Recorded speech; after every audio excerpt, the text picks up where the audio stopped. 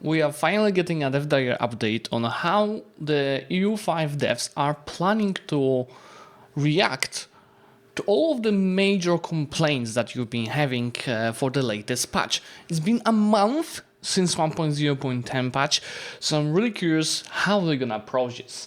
And we're gonna start with the AI aggression. You know, in the latest patch from the month ago, they tweaked the AI to be much more aggressive while also making it less border gory, but still border gory even with that update. Because many people complain that nothing ever happens. Well, the impact of that decision is that a big chunk of the other players now complain that they can't play the minors, the game is boring because always the same characters expand, they expand a lot, HRE dies, etc. Well, they tweaked that logic for 1.1, where they reduced and changed the aggressiveness, but at the same time, this will be now a game rule, so something that we've been discussing a lot since that last release. That should be the fact, because some players want a challenge and AI expanding, the others want just to chill out, and some group of the people, probably majority, want something in between. So you've seen that the normal AI aggression game rule is also far less aggressive than the AI in 1.0.10, while we have options for those that want something more dangerous as well. For example, in 1.0.10 the time between wars was 6 months for the AI, and in the most popular AI mode it was 24 months, which is now the default value for normal AI aggressiveness. So you see the low aggression, the AI requires casus belli will be a requirement, so they cannot do a no CB wars. Months between wars will be 5 years, and carefulness is 25%. On high aggression though, you see the AI open bias will be minus 50. Months between wars is 6 months, which is what we had 1.0.10. Aggressiveness is 100% increased, and carefulness decreased by the 25%. I think this is major. This is what we really needed.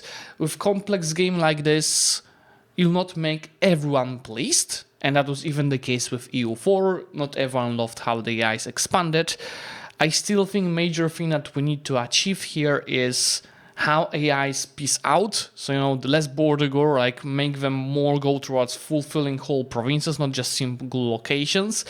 And I think another thing that should change is how HRE is being eaten.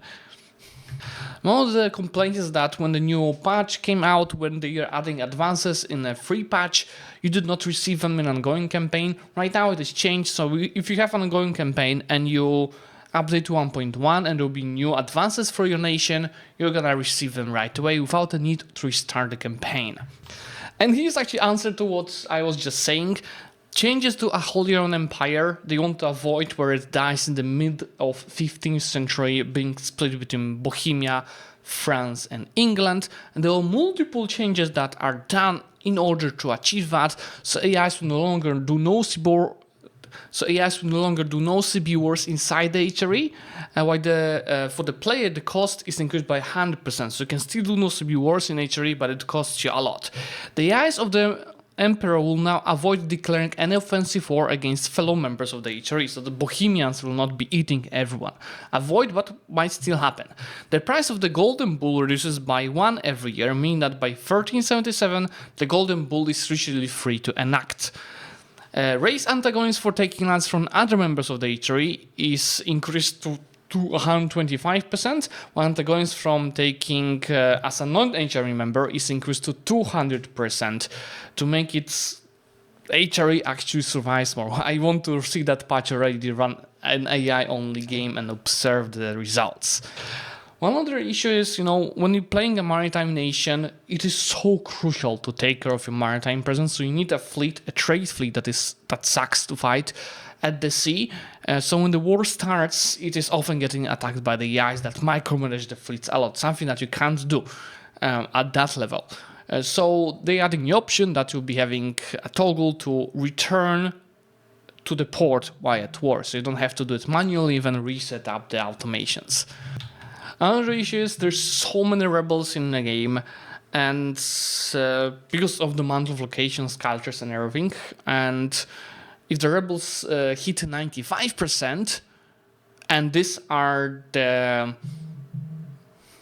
and they will be starting a civil war, like it's a peasants, Orthodox zealots, or clergy, or anything else. You cannot declare wars. Of course, you can react to it by using the cabinet members to reduce their progress, but they're gonna go back to 95% at one point.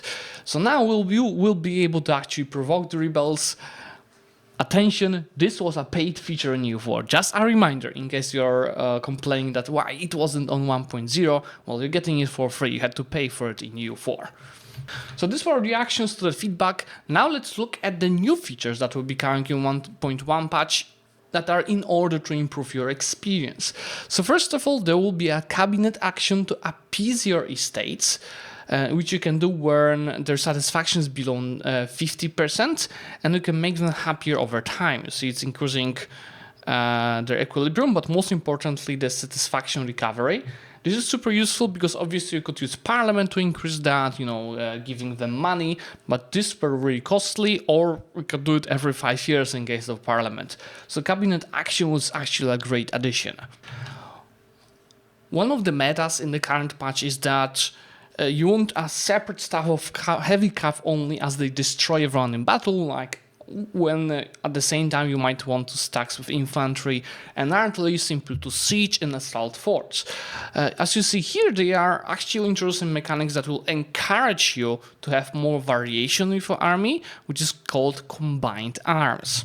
So now if you have less than 50% of the most common type of unit in your army or navy, and we can't buy regiments or ships, not by men, then you'll have a chance of getting a combined arms bonus in combat. Every category of a unit that has over 10% of the amount of regiments will increase the bonus by 5%. There are advances that will increase the bonus in later ages as well. So see, for example, the Steppe Horde can have up to 70% of the same type of the unit, so you can keep a large amount of the horse archers. Be aware, light cavalry and light infantry are counted separately from heavy cavalry and infantry, and will in a later update make them into unique categories. So see, the combined arms bonus is 20% from having 33% infantry, some cavalry, light cavalry, and artillery.